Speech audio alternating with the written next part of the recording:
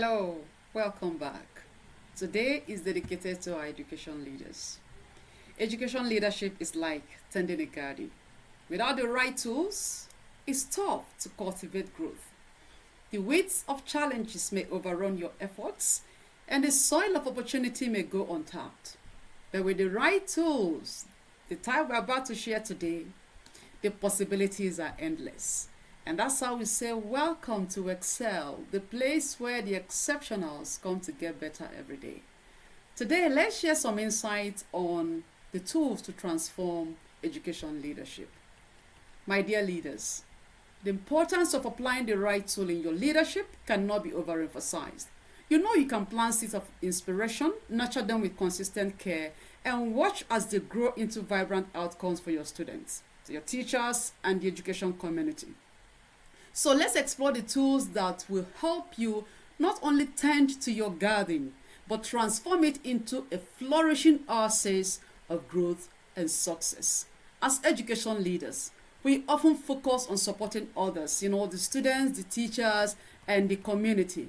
But how often do we turn the mirror inward to look at ourselves and have a thorough self-assessment of ourselves and our leadership?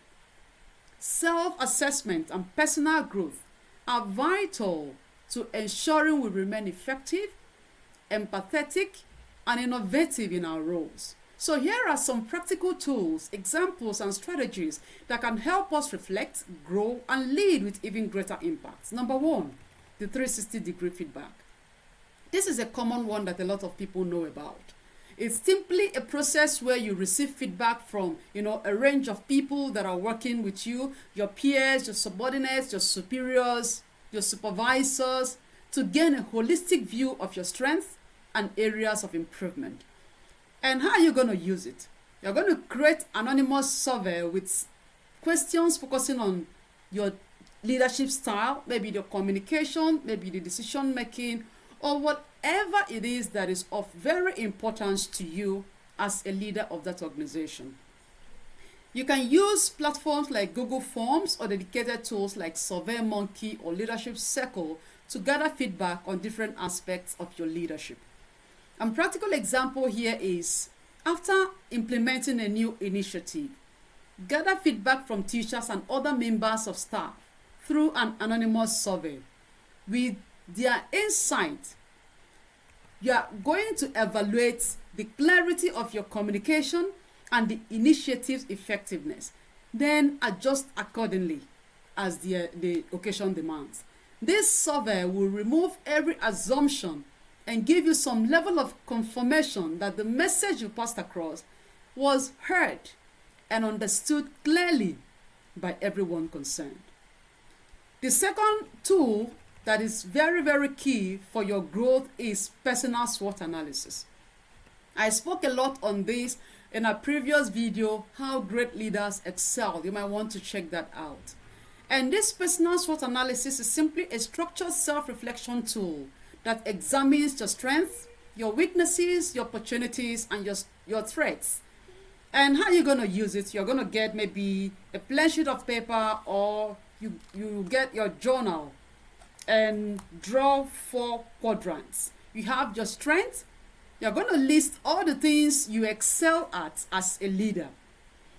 The section for your weakness is where you're going to list all the things you struggle with. That is, where do I struggle? That is what your weaknesses represent.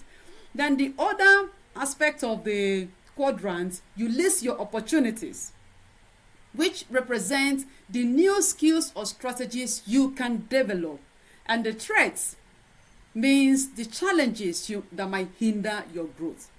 This will give you a kind of helicopter view of your true self. That is what SWOT analysis for you as a person represent. Businesses do it. Why wouldn't you do it as well for your personal growth? So the practical example here is to reflect on a recent challenge, such as managing a resistance to a new policy. Then identify how your communication skills, which could be your strength, helped address concerns. Then explore ways to improve conflict resolution skills, which in this case, might be your weakness. Number 3, journaling for reflection. Journaling is very, very important. Some of us find it difficult to do. I just started journaling effectively this year, and you can try that too. So what is it? It's simply a practice of writing regularly to process your thoughts, track your progress, and identify patterns in behavior or decision making. And how are you going to do this? You will dedicate 10 to 15 minutes daily or weekly to reflect on the day or the week. And I'm going to focus on some prompts. Let me share some prompts you can focus on. You can say, what went well this week and why? You can write that down. What challenges did I face and how did I respond? You put it down. What could I do differently next time? You can also put that down. That will give you a good way to start your journaling practice. It is a very good way to reflect on yourself. And practical example here is after a staff meeting, write a journal about your approach to addressing teacher concerns. Reflect on how your tone, word choice, and body language affected the outcome of the meeting. What an assignment. Very easy to do. All right. I hope you will share your experience after doing that. All right. The fourth one is leadership competency framework. This is a big one. It means the tools or models that outline key leadership competencies such as, communication, decision making, and emotional intelligence. You may ask, how does leadership competency framework help education leaders to grow? It serves as a structured guide, to help you identify and develop the skills, the behaviors necessary for effective leadership. Let me share some ways that it can help you. Number 1, it will help you clarify expectations. The framework outlines the key competencies required for success, such as, strategic thinking, which every leader needs to have, instructional leadership, which is very key, communication, and change management. And by understanding these expectations, you as an education leader can align your professional growth with organizational goals. When you identify the areas that you need support, the areas you need to build your strength on, it will help you to attend the training that really, really matters. And secondly, it will guide you to identify strengths and gaps. Using the framework, the leaders can assess their current skills against established benchmarks. That is what is expected from school leaders, the global practice. You can try to benchmark your current skill with the global best practice. And this self-assessment helps pinpoint areas for improvement, creating focused development plan. When we say focused development plan, it means focused, knowing what you really need and going after that. And number 3, it is designed to promote targeted professional development. Like we said, it will inform the design of training programs and workshops tailored to specific competencies to make you an effective and impactful leader. By mastering all these competencies, education leaders can prepare for advanced roles such as policy influencers, among others. When these competencies, this revelation from the framework help you develop yourself consistently, you will see yourself scoring and soaring higher and higher in your career beyond your expectation. It will also encourage reflective practice, enhance your collaborative efforts, and help you drive organizational improvement, among others. So how are you going to use this? You will compare your current skills against the framework and you identify areas where you would like to grow.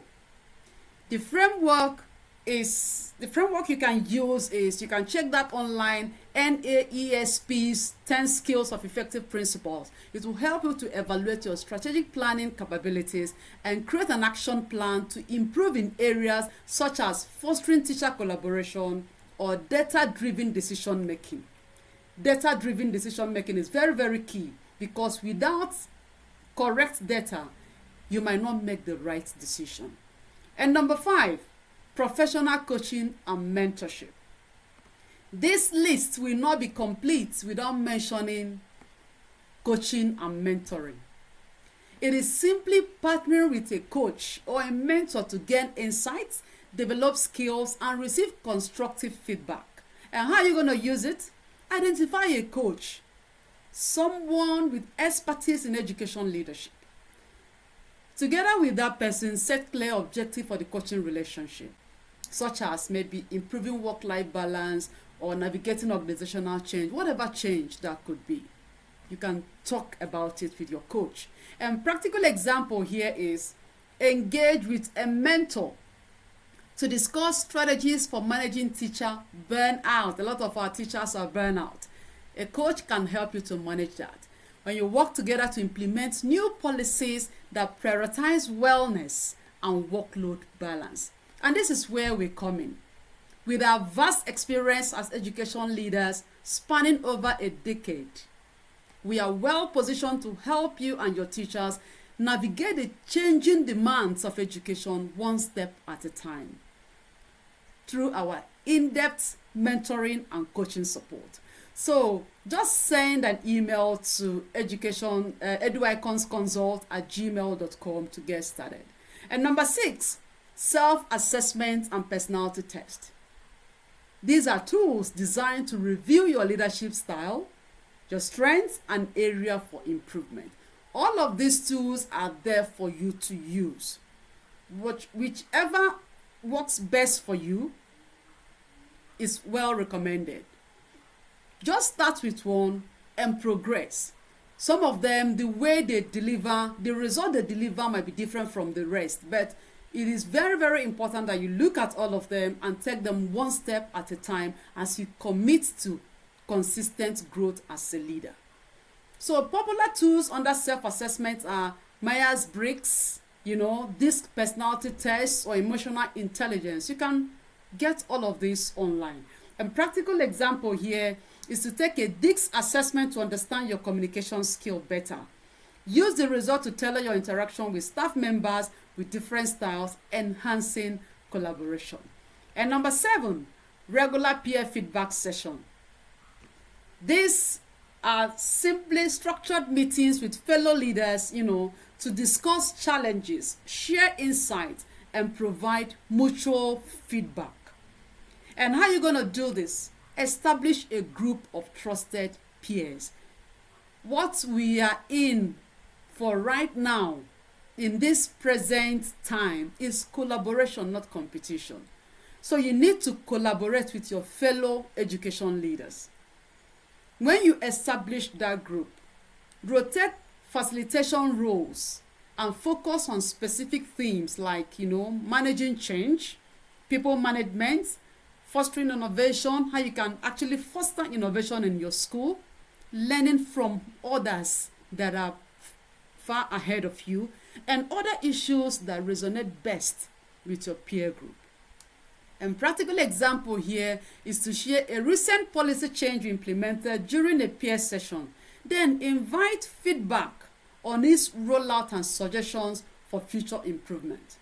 This policy could be on how to improve learning outcomes, inclusivity, and adaptability.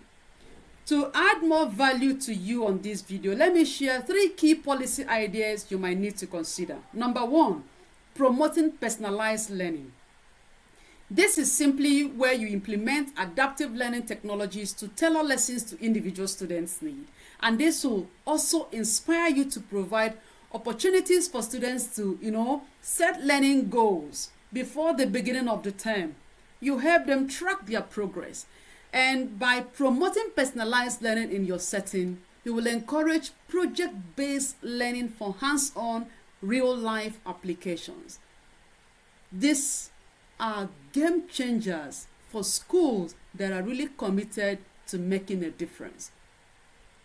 Personalized learning is a must for every school that want to raise future leaders.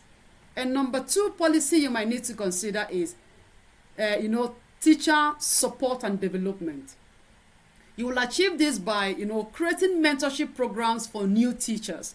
As soon as they join your setting, you create mentorship program so that the older teachers will mentor them, check what they are doing, offer continuous professional development, and in technology, in mental health, in modern teaching strategies. And you provide them with access to wellness resources to manage stress and prevent burnout. As much as possible, we need to prevent burnout in our schools and manage the level of stress our teachers go through. And the 3rd policy I will recommend you consider is integrating life skills education into your curriculum. Incorporating things like financial literacy, maybe emotional intelligence and critical thinking into the school curricula. You might be using Nigeria and British, you might be using Nigeria and US curricula. Whatever curriculum you're using, please ensure that you incorporate financial literacy, emotional intelligence, critical thinking into that curriculum. And while you are at it, partner with local businesses to offer internships and career mentorship to your students, and teach digital citizenship and responsible online behavior. My friends, these are in-demand skills that the learners need to develop, and only agile leaders who are ready to change with the times and deliver values consistently, they are the ones that can lead this transformation to meet the current needs of the society and our learners. We're going to dedicate another video to exploring the new and upcoming policies you need to consider adopting in your school in order to stay relevant in the fast changing education world. So please subscribe to our channel so you don't miss the value we'll be sharing on that video. I promised 7 tools. Let me give you a bonus. That is the 8th one, continuous learning. Committing to ongoing education through courses, workshops, and conferences. These are game changers. When you identify areas you would like to grow, maybe something like technology, maybe integration of diversity and inclusion into your delivery, then enroll in relevant programs and attend events. Attend a conference on inclusive education practices. Apply newly learned techniques to create a more equitable learning environment in your school. Please don't pocket it after learning it. Make sure you apply it. Knowledge applied, that is where the power lies. And wrapping up, my friends, just as a thriving garden requires the right tools, consistent care, and a clear vision, so does effective education leadership. As we end our mentoring session today, I encourage you to tend to your own garden of growth with intention, resilience, and the tools we've explored, because the seeds you plant today will shape the future of countless students, educators, and communities for years to come. Self-assessment and personal growth are not one-time tasks. They are ongoing commitments to becoming the best leaders we can be. And by leveraging tools like 360-degree feedback, personal SWOT analysis, and professional coaching, we not only improve ourselves, but also inspire those around us. And what's your call to action in this video? Please choose one tool to implement this week and take the first step toward deeper self-awareness and growth.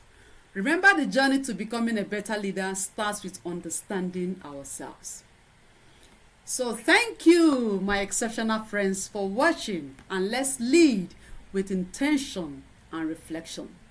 That's our package today, Exceptionals. I am sure you've been equipped with the right tools to tend your garden for a progressive future of the learners and everyone in your school community. So please, Give us that thumbs up and subscribe to our channel for more valuable content to help you get better every day. And please check out this next video we recommend you watch next. And until we see you again,